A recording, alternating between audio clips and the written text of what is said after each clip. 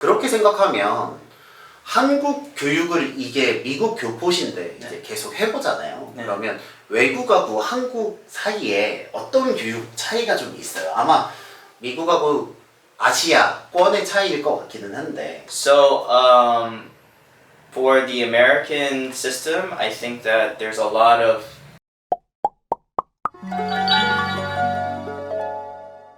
is they think that they have to choose, well, I'm either going to be a fun hagwon or I'm going to be a really like hard hagwon, like a challenging hagwon. And parents also feel like they have to make that choice. Like, do I want my student, my child to have fun, or do I want them to like study really hard? I think that, you know, that's not necessarily a choice that needs to be, you know, this or that. 그러면 들으면서 생긴 질문이 있는데, 그 말씀하신 높은 수준의 학습을 통한 펀은 제가 생각할 때는 대치동을 포함한 학군지 학생들에게는 좀 더 익숙할 것 같은데, 이 방법을 지금 지점이 한 5개 정도 있으시잖아요. 다른 지역에 있는 학생들도 비슷한 즐거움을 느끼나요? Yes, so we actually have the same standards for all of our different branches, and we use the same entrance exams, we use the same materials, and we have the same standards. So, you know, Twinkle was not ever designed to be a hagwon that can, you know, service everyone. You know, it is a very high-level academy, and so we don't teach things like phonics. You know, we don't teach like students who are just beginning to learn English. There already has to be a literacy and, you know, writing level there, and I have to say that, you know, our students typically are already in the habit of reading a lot on their own, and they enjoy reading, and those are the students that we tend to accept. The entrance process is also partly based on interview as well, so we also choose students that we feel match our program, and I don't think everyone will match every single program out there. I think there's a program for everyone out there, but, you know, Twinkle is not necessarily for everyone, but for those kids who enjoy reading and they enjoy asking lots of questions and they enjoy like participating, then it's a great experience for them. 그러니까 그 모든 학생을 다 케어할 수는 없지만 이렇게 읽기를 통해서 즐거움을 느끼는 학생들은 전국에 있기 때문에 전국에 있는 사람들에게도 비슷한 시스템으로 충분히 어필이 된다라는 거군요. 그렇게 생각하면 한국 교육을 이게 미국 교포신데 이제 계속 해보잖아요. 그러면 외국하고 한국 사이에 어떤 교육 차이가 좀 있어요. 아마 미국하고 아시아권의 차이일 것 같기는 한데 느껴지는 차이가 있으신가요? So, for the American system, I think that there's a lot of it's a lot of education is just about culture. I think at the root of it, the materials might be the same, the books might be the same, although in different languages, but really the culture is what kind of creates a big difference, especially in the beginning.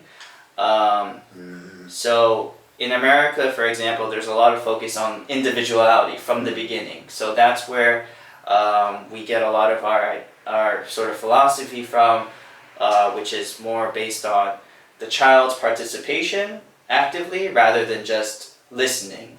I think in Korea, especially later in the older like middle school and high school and university, from what I've heard, it's more about just listening to the professor. And I think that comes from our Confucianist, Korea's Confucianist system. Under that Korean system, it creates less opportunity to ask questions.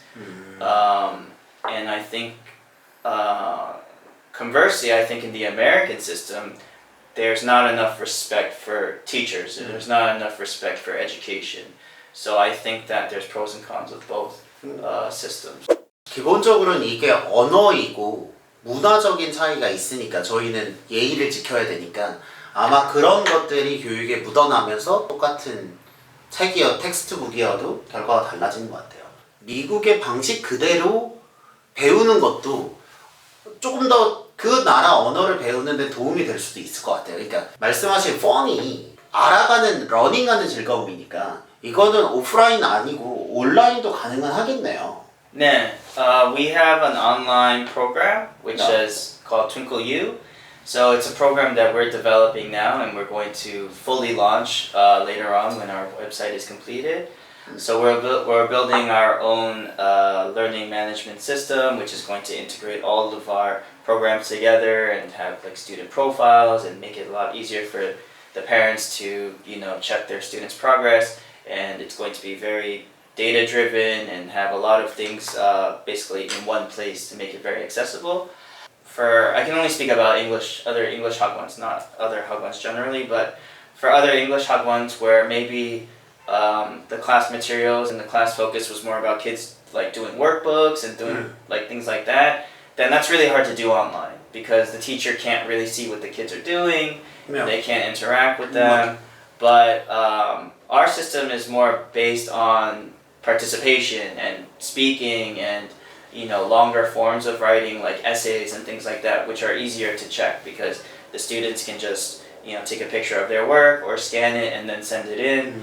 And then the actual class time is pretty similar because you can load up a PDF of the reading, the teacher can read it, the kids can read it, you can still have a discussion. So there wasn't a lot of changes from offline to online, which made us realize that we can just have classes online. 많은 학부모님들이 영어를 가르치게 되잖아요. 그럴 때 집에서 만약에 한국인 학부모님이 자녀에게 영어를 가르치게 된다면 네. 이런 부분은 좀 유의하면 좋겠다라는 조언들이 있을까요? For parents who don't know how to speak English 네. or they're not confident in teaching their children English, I would recommend there's just so many beginning workbooks that you can just go through step by step and they're very effective. Also, it really depends on the child's level, but let's say the child is able to independently write some sentences or a paragraph. Well, I would say for us, in my experience, one of the parents' greatest concerns is like, how can I get my child to just write more? Like, they're writing so short, it's like just a couple sentences. To get comfortable with writing, it really just takes them to do it often. So keeping a journal, writing a journal in English is great, or give them story ideas. Kids love writing stories, so giving them a story topic, like, hey, write me a story about a princess or a brave superhero, and then they all write it. And if they just write that, and they do things like that often, then they get used to writing more. I think that it would surprise a lot of parents to also find out that I recommend watching videos in English, like even watching TV shows. Even better would be documentaries and things like that, documentaries for kids. But watching those things in English definitely improves their English because you want to consider the fact that if you're living in a foreign country, then your exposure time is a lot shorter, whereas kids who are living in let's say America or Canada or somewhere like that, their exposure time is just all day, every day. So it's a good idea to increase the exposure time in that way. 기본적으로는 무슨 비법이 있다기보단 외국어를 배우는 그 일반적인 원칙을 가지고 노출을 많이 하고 하나씩 배우는 게 있겠네요. 그러면 마지막으로 저희 그 구독자분들에게 하고 싶은 말씀이 있다면 한 말씀 해주실 수 있을까요? Well, I think it'd be a good opportunity just to speak a little bit more on Twinkle's philosophy. I know that this video will be used and a lot of parents will probably see it and they'll say like, oh, I really want to go to Twinkle, or especially at this time of the year, it's like 입학시험 time, so a lot of parents are like, how do I get into Twinkle or whatever 학원 that they want to get into, and so there's a lot of pressure to get in.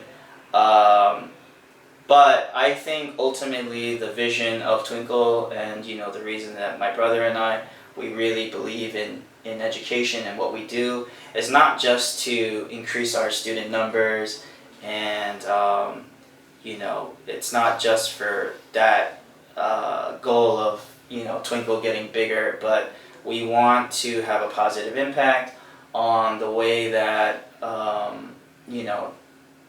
the people who we can influence are influenced.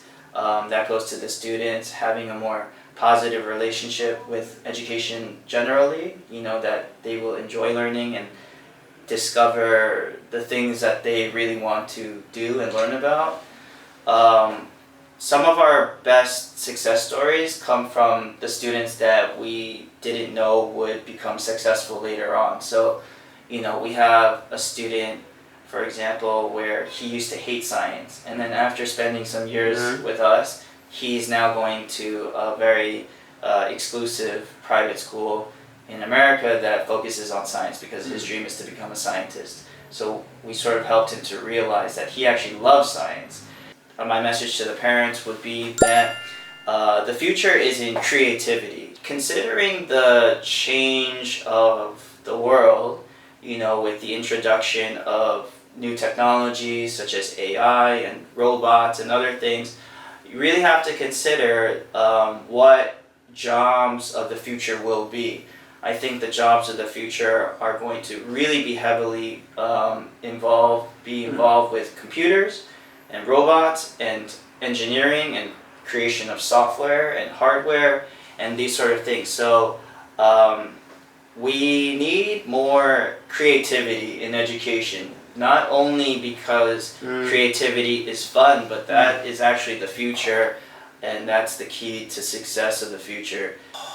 네, 이게 뻔한 얘기지만 기본적으로 자기 발전을 하고 그 안에서 새로운 걸 찾아서 문제를 해결할 수 있는 모습을 보여주는 게 실은 선생님이나 혹은 부모님이 해줄 수 있는 가장 큰 선물이 아닐까라고 생각을 합니다.